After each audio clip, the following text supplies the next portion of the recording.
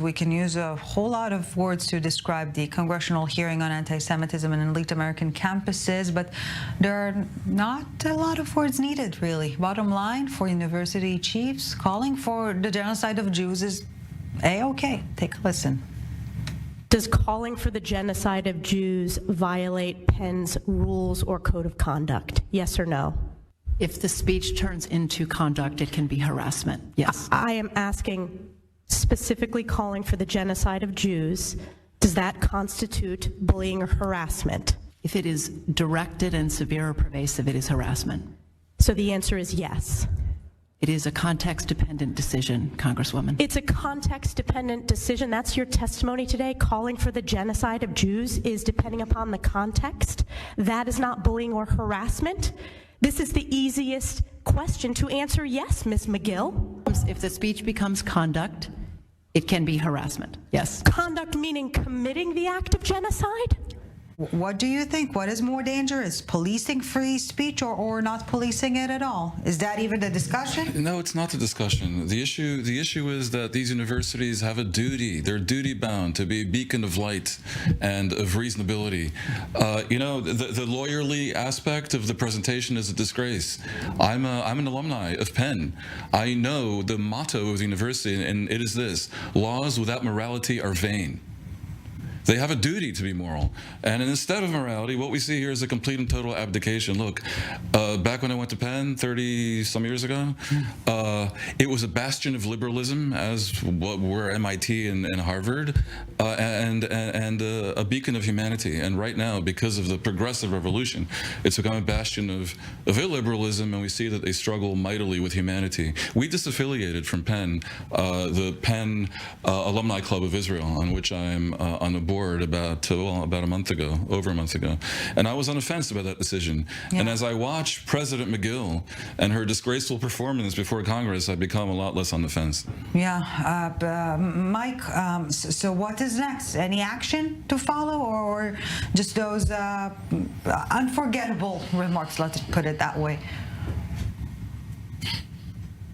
I think what it showed, I think there was an opportunity yesterday for those particular college presidents. By the way, in fairness, don't represent all college presidents. Obviously, they represent some pretty high names. There was an opportunity for them to set the tone and say, we can handle this problem, or at least give us the chance to handle this problem internally within our own campuses, administratively. That was the opportunity that was put in front of them by Congress yesterday. They failed miserably. And so where does it go from here? I think it's going to take action at the federal level. There's already investigations underway into several of those universities for violations of civil rights under several different acts, including the Education Act, for essentially allowing a pervasive environment in which Jewish students fear for their safety, in which they can't take active part in campus life. I think the Biden administration here and Congress are going to have to kind of seize this and run with it and make sure that it's handled at a governmental level, whether it involves the revocation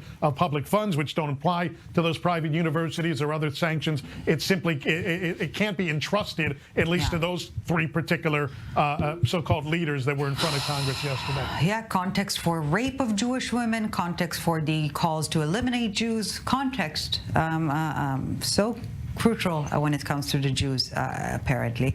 Mike Wagenheim, I24 News, a senior U.S. correspondent, thank you very much for this. Dan Perry, I would carefully say the silver lining here, the Republican rep Elise Stefanik, who handled this cross-interrogation eloquently, and the voice of reason in this on this instance. For sure not easy for many liberals to find themselves siding with on that side of the divide. Let's put it that way. But they don't. The liberals in America find themselves in quite a pickle. You don't think that many liberal Democrats who watched this congressional hearing they sided with the Republican questioner, because in America today you do not have a left and a right. You have a conservative right, you have a progressive left, and you have the liberals who are in the middle. The liberals do not agree with the progressive movement on almost anything. And if the Trumpist right in America were not as horrible as it is, they would be moving in droves to the Republican Party. Yeah, but Stefanik is said to be. I'm personally not familiar with her political career. She's the youngest congresswoman, very impressive. But she's said to be a Trump loyalist and likely to play a role in. That's why I say they're in a pickle, because the Trumpist right is more pro-Israel than the progressive left. But that doesn't really it taints the Democratic Party in a way that many Israelis would think, because most Democrats are not yet progressive. Only about a sixth of Americans subscribe to the point of view that is represented by these university presidents. This is the issue. It's still a minority. Most Americans support Israel in this conflict. Most young Americans, half of them don't. And that is what you're seeing at the universities. Universities should be helping to fix this problem. Instead, because in the end they're led by adults and not by the kids. Instead, they're succumbing to it.